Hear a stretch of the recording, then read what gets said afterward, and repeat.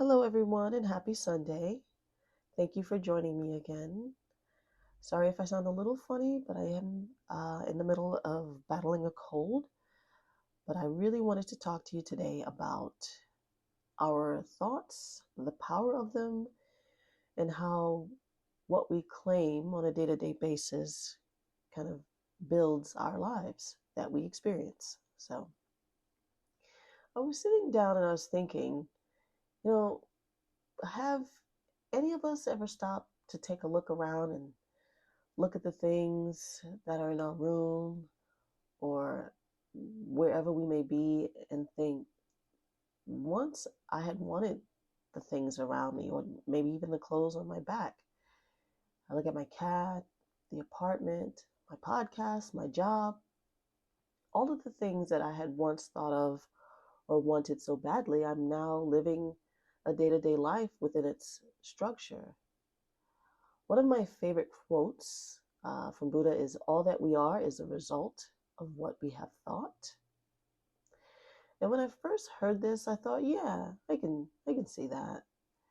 I didn't realize how true it was for everything that we experience, not just a shirt or a pair of shoes, um, but the entire world we experience is the outpicturing of our actual consciousness. So, for instance, one of the most surprising manifestations I have ever had was tied to a longing for a particular breed of cat. One day I was watching an Instagram video, I want to say, so maybe now 8, 9 years ago. And it was an Instagram video about a cat and its owner. So this cat was a Scottish fold. So the little ears were folded in. That's where they get the name from, to be exact. And it was standing on its hind legs and tapping its owner's shoulder with its paw. And I thought it was so cute. It was getting its human's attention so that he could receive petting on his head and along his body. At the time, my daughter had a sweet little calico cat, but she was hers. And cats are particular, or individuals, a lot like us, and they have their own personalities. So I was thinking, the next cat I get, I would like a Scottish fold. I want this type of social cat. I read how intelligent and socialized they were, and how they, you know, loved affection. Further down the road, of course, not now, but one day I'll have a cat like this. So skip to the pandemic in the year of 2021. I got a kitten at 8 weeks old from a cat sanctuary, and this was a couple towns away. And I just wanted a little companion and to start over. The cat that we had at the time was about 8 years old, and I wanted something of my own little buddy. I loved how on the ride home, as my daughter had him in his carrier on her lap, he didn't break eye contact with her. So that was one of the things that the elder cat did not do. He was very different. She even showed him her iPad that evening, and he began to play Fruit Ninja on it. Like, he was just his own little 21st century cat. Like, he was just doing things that I have not seen before. And I just thought he was so special and so cute. And of course, I fell in love with him and his little quirks. 2 whole years later, I was sitting at my desk working from home, and my cat came up to me and had done something that he had been doing for quite some time, but without my recognition of it until this day. He walked up to my chair, stood up on two legs, and tapped my left shoulder because he wanted me to pet him. And I turned to look at him and I'm petting him, and I realized this is what I wanted.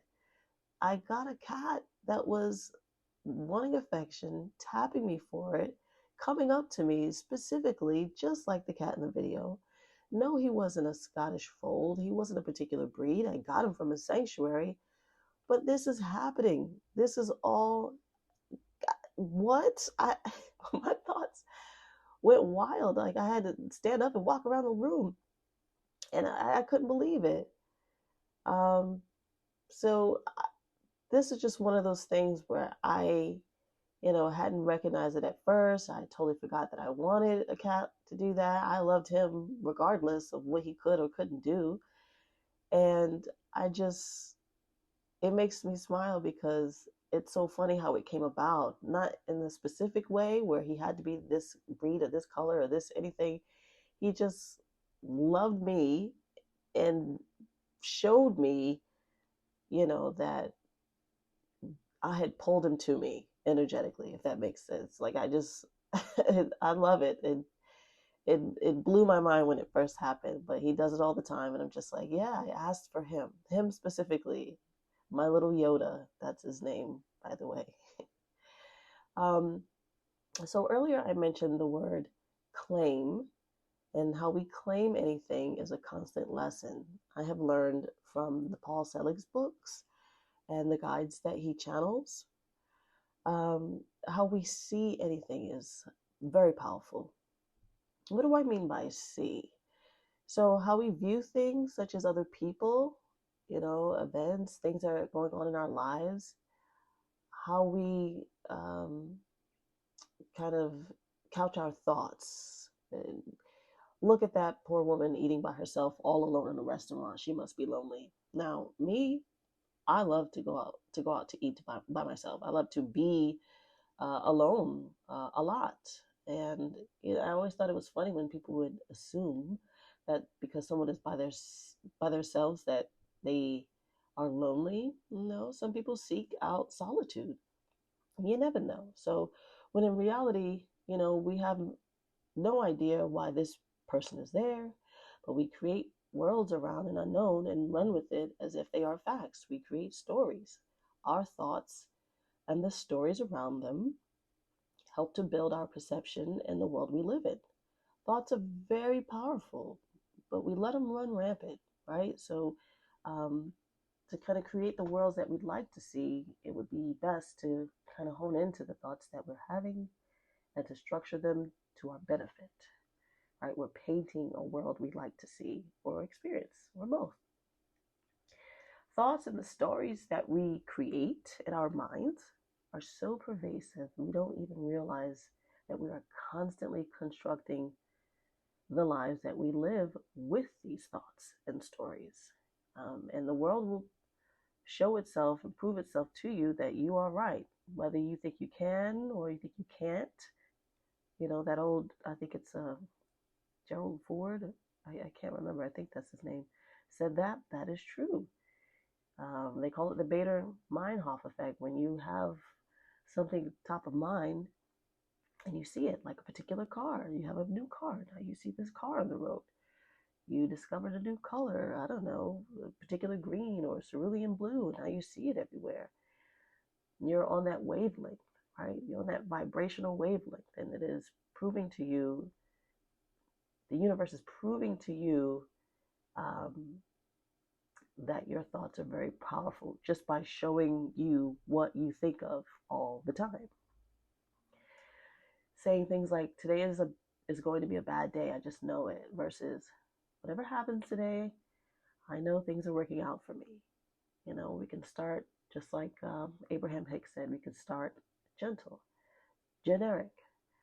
May not be a bad day, or it might, something is working out for me, something. And I love that one because when I say things are working out for me, I see it happen even on a small scale where um, something somewhere throughout my day has worked out for me. And I'm appreciative of that because when we have negative thoughts, they build upon themselves and they gain momentum. So to stop that momentum, you just say something generic like things are working out for me. Even when you feel very, very negative. No, we're all susceptible to that. So that's why I like that thought.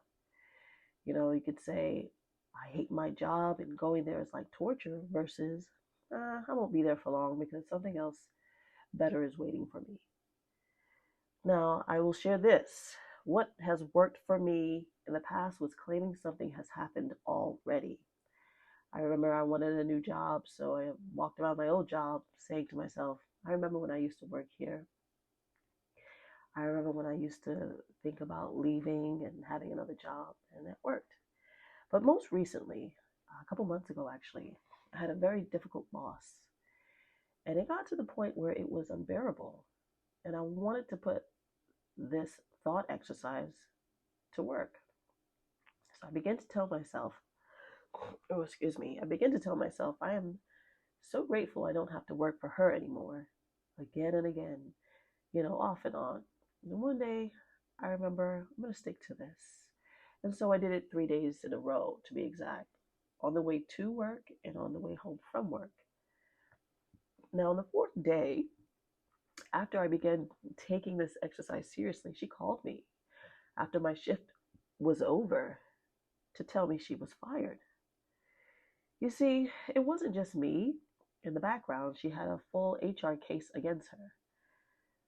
So we together are creating a world through co-residence. So we didn't discuss it because she was the boss with each other for the most part. Lots of people were calling HR on her. People who had gotten fired called HR. And we all had this nagging thought of not wanting to be around this person anymore. And in different ways, I'm sure. I never called HR, but I was just thinking, I want to energetically see how this plays out. And what happens is that, you know, together we had enough co-resonance and energy behind it that she had to go. It wasn't working any longer. I don't specifically take energetic ownership over her leaving. I only worked there for 4 months at this time. She had offended and disrespected plenty of people before I got there. I'm not even saying that I tipped the scales. What I am saying is that I was grateful for the outcome I wanted to see, and it was apparently already in the works. It became so. I was shocked. Yes, I wanted it to play out, but I was shocked that it happened so quickly. Well, thank you so much for joining me this week. Next week, please join me where I discuss how I was actually shown this lesson by my spirit guide, how my thoughts created the life that I live. Have a great week, everybody. Thanks again. Talk to you later.